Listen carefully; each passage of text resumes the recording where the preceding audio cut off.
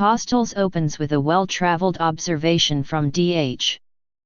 Lawrence about how the essential American soul is hard, isolate, stoic and a killer.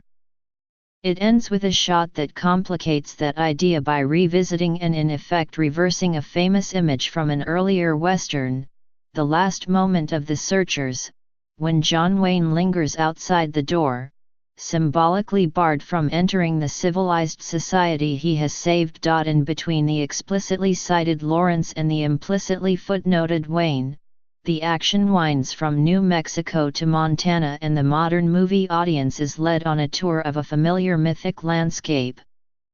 Our guide, Scott Cooper, who adapted an unpublished manuscript by the screenwriter Donald E. Stewart into this handsome auteur, has updated the talking points to take account of change. The result may not quite be a masterpiece, but it is nonetheless a credible master's thesis.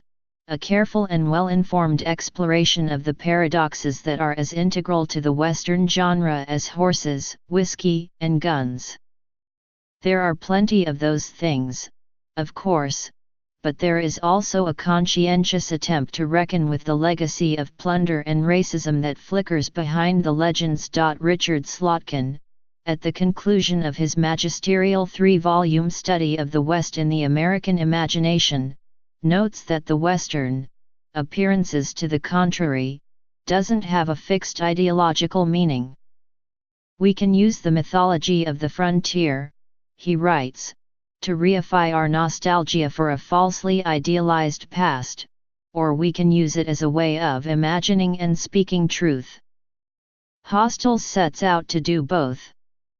It aims for epic grandeur, ethical clarity, and also a measure of historical credibility.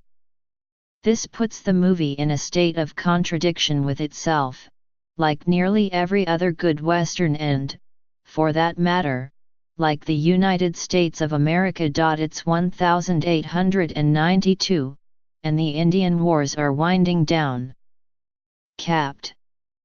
Joseph Blocker, Christian Bale, a walking embodiment of Lawrence's archetype, has made a career of genocidal slaughter, which has left him bitter but not remorseful.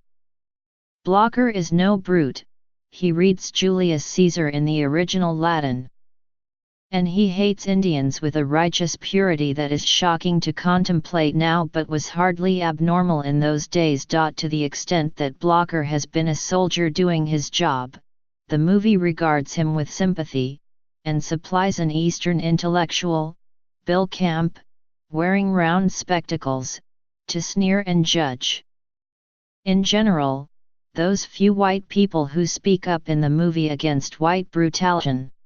Before he can collect his pension, Blocker is given what for him is a supremely distasteful mission.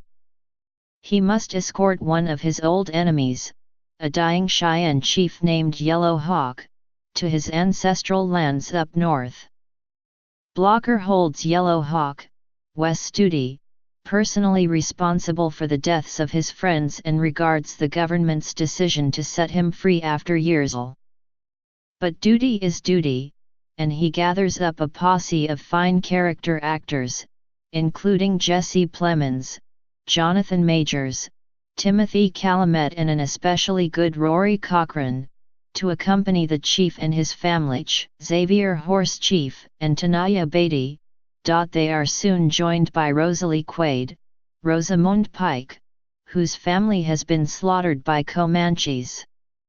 Her presence allows Blocker to show his compassionate side and alters the relations between the Cheyenne and the soldiers.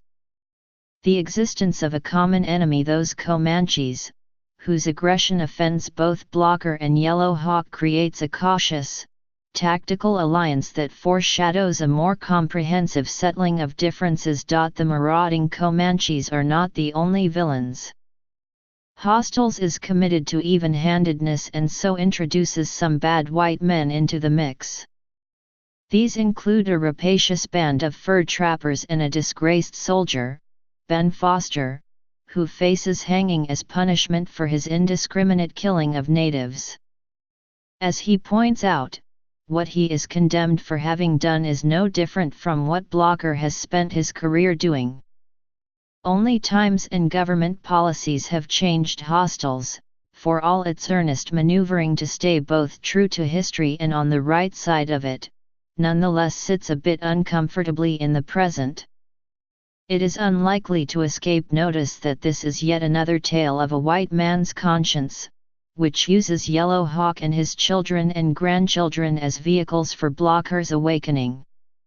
Whether this awakening is complete and whether the film's final notes of absolution are fully earned are matters worth arguing about. And worth arguing about is not a bad verdict. Hostels is elegantly made, with picturesque cinematography by Masanobu Takayanagi and a muscular, old-style score by Max Richter. Mr. Cooper has regained his confidence after the mess of Black Massachusetts.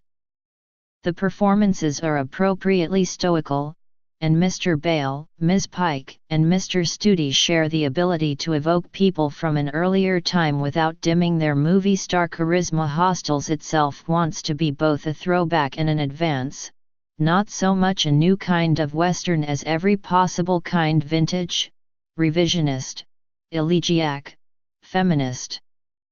What makes the movie interesting is the sincerity and intelligence with which it pursues that ambition, heroically unaware that the mission is doomed from the start.